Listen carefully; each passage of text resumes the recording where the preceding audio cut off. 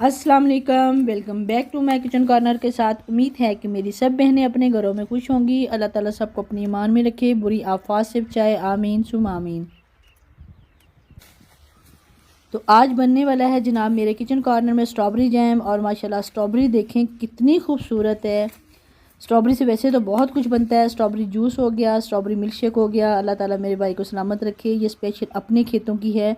अल्लाह ताला सबके भाइयों को सलामत रखे और बड़ी मेहनत के बाद ऐसा फल मिलता है। सब बहनों के भाइयों को अल्लाह ताला अपनी अमान में रखे। बहनों के लिए भाइयों का रिश्ता बहुत कीमती होता है।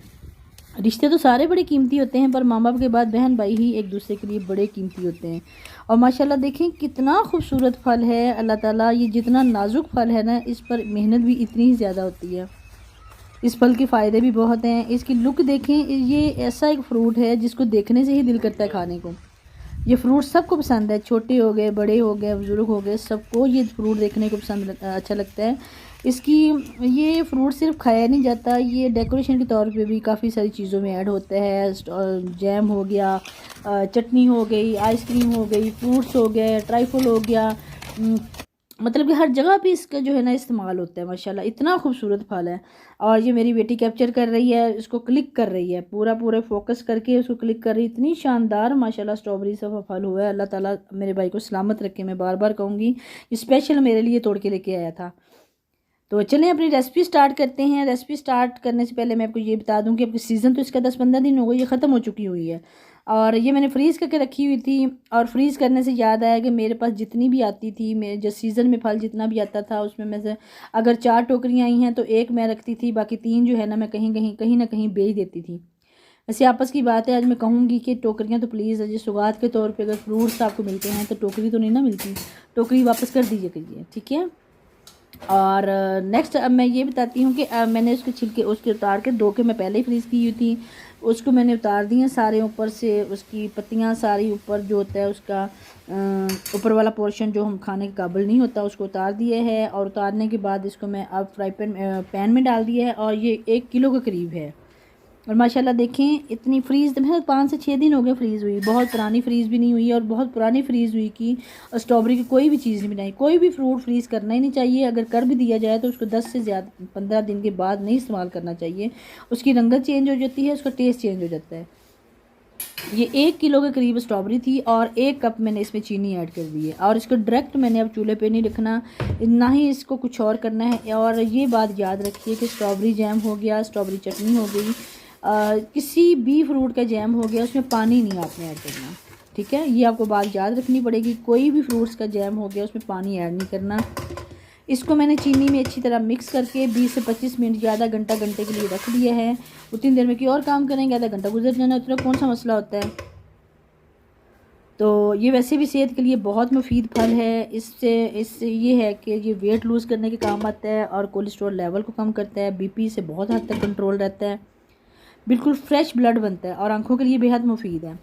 और पता है अल्लाह ताला की कोई भी नेमत है, कोई भी नेमत है, उसको फ्रूट है, कोई भी नेमत है, अल्लाह ताला की नेमत समझ के उसको खा लेना चाहिए, उसको नखरे नहीं करने चाहिए।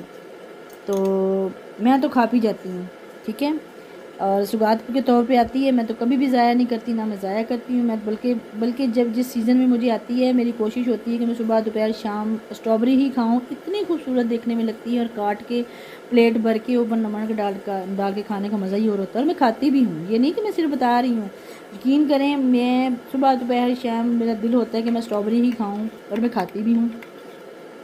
अच्छा 20-25 मिनट रखने के बाद अब तो इसमें मैंने चूल्हे पे चढ़ा दिया। चूल्हे पे चढ़ाने के बाद मैं फिर बता दूंगी कि इसमें पानी का कतरा नहीं ऐड करना।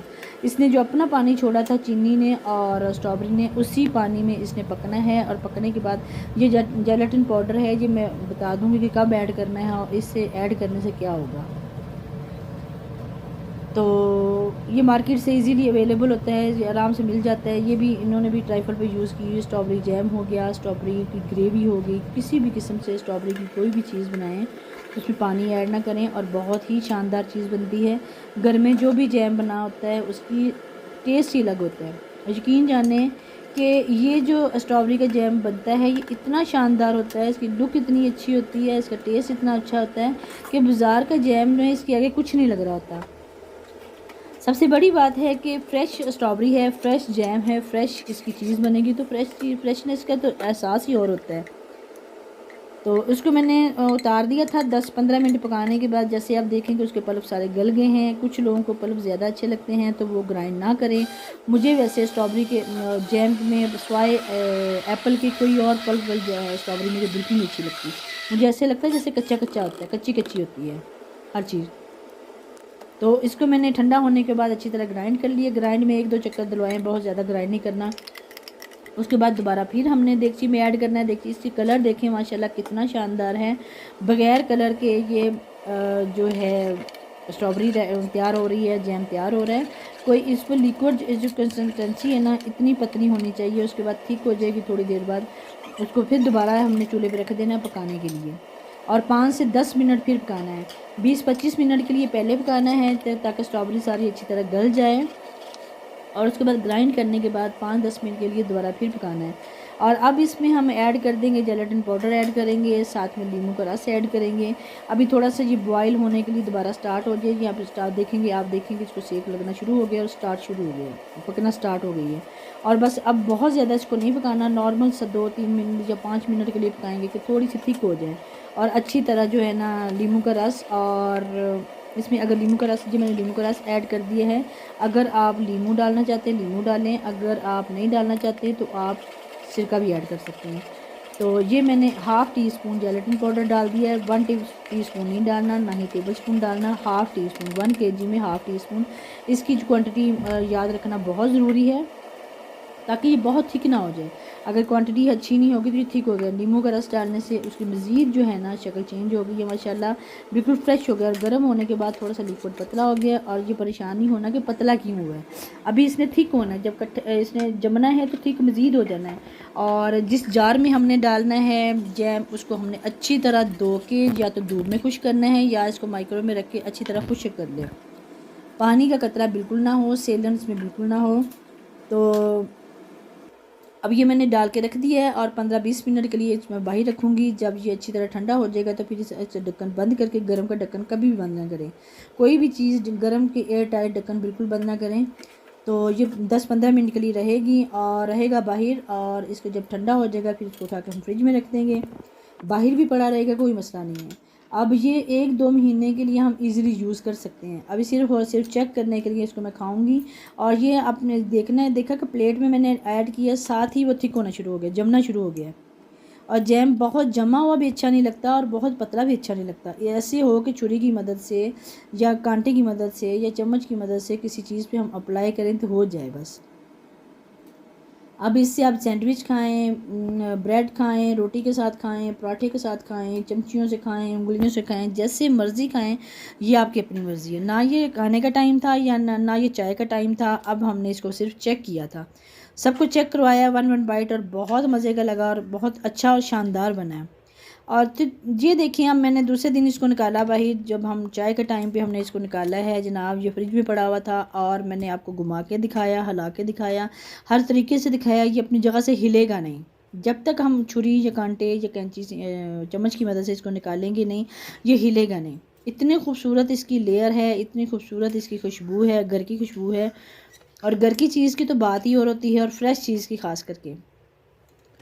बहुत इजी है। आप जब भी बनाएं ज़रूर मुझे मेरी रेसिपी देख के आप ट्राई ज़रूर कीजिएगा। अब तो सीज़न नहीं है इसका, जब सीज़न आएगा तो आप ज़रूर ट्राई कीजिएगा। सीज़न के बगैर भी हम ट्राई कर सकते। अक्सर लोगों की पड़ी भी होगी, जब कुछ लोग जो हैं, जब स्ट्रॉबेरी सस्ती होती है तो उसको लेके फ्रीज़ कर देते हैं, जब मिल्क शेक के लिए, उसको जूस के लिए बिल्कुल ठीक करते हैं आप। और करना भी चाहिए। मैं तो खुद जब मेरे घर में आती है माशाल्लाह, जब मैं जितनी खा सकती हूँ मैं खाती हूँ। उसके बाद जो बचती है उसको मैं धो के अच्छी तरह उसके सारा ऊपर से सफाई करके मैं फ्रीज़ कर देती हूँ। फ्रीज़ करने के बाद जितनी देर मेरे से खाया जाता है जैम मिल्क शेक पिया जाएगा, उतनी देर हम मिल्क शेक पियेंगे। जब मिल्क शेक का भी दिल नहीं करेगा फिर उसके बाद हम जैम बनाएंगे, चटनी बनाएंगे। कुछ ना कुछ तो करना है, घर की चीज़ है माशाल्लाह।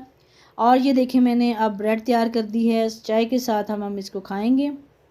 बहुत ज़्यादा नहीं खाएंगे। मेरे मुंह में, अगर मैं ऑडियो कर रही हूँ और मेरे मुंह में अभी फिर दोबारा नए सिरे से देख के पानी आ रहा है। और ये हमारा चाय टाइम चलना शुरू हो गया और चाय के साथ हम खाएंगे। और आप भी ये रेसिपी ज़रूर ट्राई कीजिएगा। उम्मीद है कि मेरी रेसिपी आपको अच्छी लगी होगी। स्ट्रॉबेरी जैम बनाने की, सारे जैम इसी तरीके से बनते हैं। तो चले हम इंशाल्लाह नेक्स्ट टाइम किसी नई रेसिपी के साथ हाज़िर होंगे इंशाल्लाह नेक्स्ट टाइम। तब तक के लिए अल्लाह हाफिज़।